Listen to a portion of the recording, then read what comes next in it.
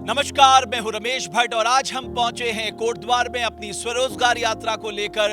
अमूमन मैं स्वरोजगार के तमाम मॉडल्स आपको दिखाता हूं, लेकिन आज मैं जिस जगह पे पहुंचा हूं वहां मैं आपको दिखाऊंगा कि किस तरह से कम लागत में केंचुए की खाद बनाकर आप कैसे आत्मनिर्भर बन सकते हैं। ये तरीका बेहद आसान है, आप घर में बैठकर कर सकते हैं और पहाड़ों के लिए ये खाद तो वरदान साबित हो सकती है।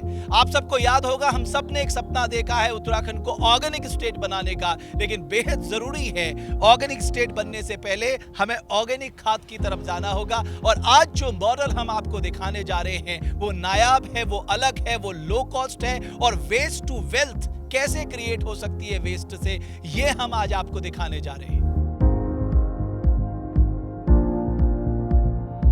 तो केंचुए की खाद कैसे बनती है, कौन कौन से वेस्ट का उपयोग होता है, बाजार में इसकी डिमांड कैसी है, ये कितने में बिकता है, एक आम आदमी अगर इसकी शुरुआत करता है उसको क्या कुछ करना होगा, ये सब जानकारी के लिए आइए आपको मिलाते हैं डॉक्टर माधुरी डबराल से, जो 2000 से इस सेक्टर पे काम कर रही हैं, एक वुमेन साइंटिस्ट हैं, और उनसे जानने की कोशिश करते हैं कि कैसे एक आम इंसान केंचुए की खाद अपने घर में बना सकता है कम पैसे की से। बहुत बहुत स्वागत है डॉक्टर माधुरी आपका। थोड़ा सा मुझे ये बताइए कि आज के दौर में जो हम केंचुए की खाद बना रहे हैं ये क्यों जरूरी है?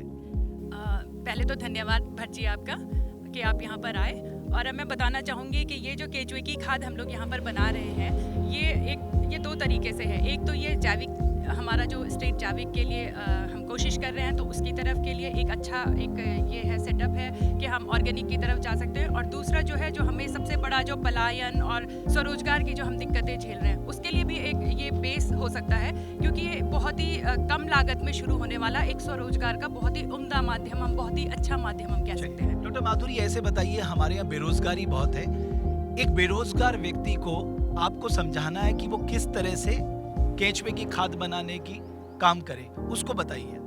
देखिए, जो भी बेरोजगार हमारे यहाँ पे युवा हैं, बेसिकली मैं चाहूँगी कि युवा लोग इसमें आएँ, तो उनके लिए बहुत ही आसान ये है। आपके पास घर में देखिए किचन में खाना सबके बनता है, सब्जियाँ सबके घरों में होती हैं, अनाज फसलें, हम सब कैसे न कैसे करके किसी ना किसी तरह के हमारे घरों में जैविक अवशेष ज़रूर होता है, जैविक कूड़ा हम कह सकते हैं, जिसमें घास आ गई है, पत्तियाँ हो गई हैं, सब्जियों के छिलके हो गए और गोबर हो गया। अगर किसी के पास अपना नहीं है तो वो डेयरी से कंसर्न कर सकता है। मार्केट में भी हमारे यहाँ जगह जगह हमने देखे होंगे कूड़े के ढेर बने होते हैं, तो हम लोग उस कूड़े को सारा इसमें रिसाइकिल करवा सकते हैं। इसके लिए हमें सिर्फ 2-3 चीज़ों की आवश्यकता होती है। पहला, हमें चाहिए जैविक कूड़ा, जिसमें आपकी पत्तियां, फसल का डंठल, छिलके, सब्जी, कुछ भी जैविक जो है, जो सड़ गल सकता है, उसके लिए। दूसरे हमें चाहिए होते हैं इसमें गोबर, और तीसरा चाहिए केंचुए। तो केंचुए जो है, केंचुए भी इसमें इम्पॉर्टेंट रोल जो है वो केंचुए का है, क्योंकि केंचुआ जब इस सड़े गले मटेरियल को खाएगा तो जो वो खाद निकालेगा इसके बाद बन के, जो इसका वेस्ट होता है वही जैविक खाद के रूप में हम लोग यूज़ करते हैं, और वो कई गुना न्यूट्रिशियस होता है, फसलों के लिए बहुत बेहतर होता है। चलिए, अब यहाँ पर हमने एक दिखाने की कोशिश की है, तो आप मुझे बताते रहिए कि किस तरह से कैसे कैसे शुरुआत होती है। इधर से शुरू करते हैं। हाँ। ये हमारे पास है गोबर, कच्चा गोबर, जिसे ये अगर घरों में हमारे है तो बहुत अच्छी बात है, नहीं तो डेयरी से भी हम इस वेस्ट को ला सकते हैं।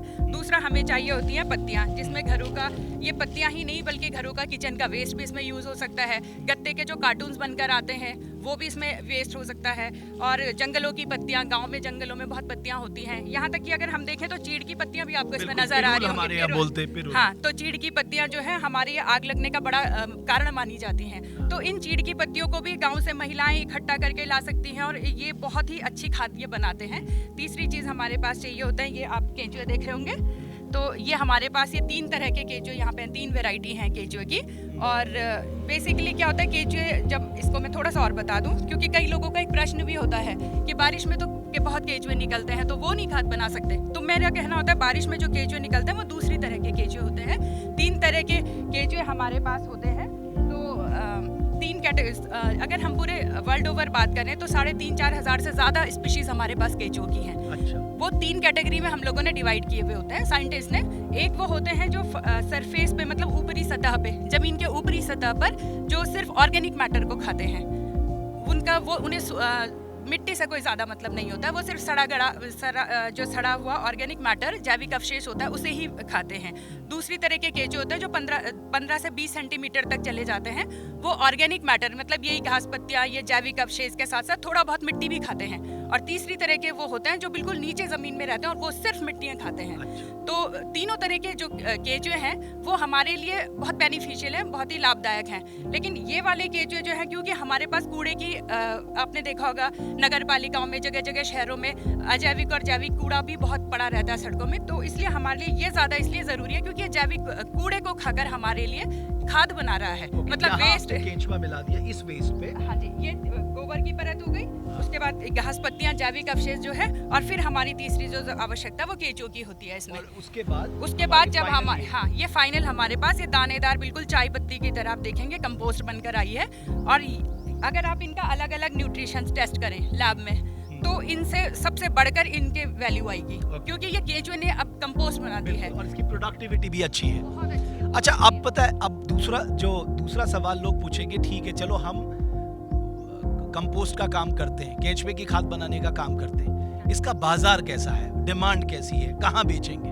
देखिए, पहले अगर मैं शुरुआती दौर की बात करूं, जब हम लोगों ने इसको 20 साल पहले शुरू किया था, उस समय डिमांड बहुत मुश्किल से हमें मिलती थी।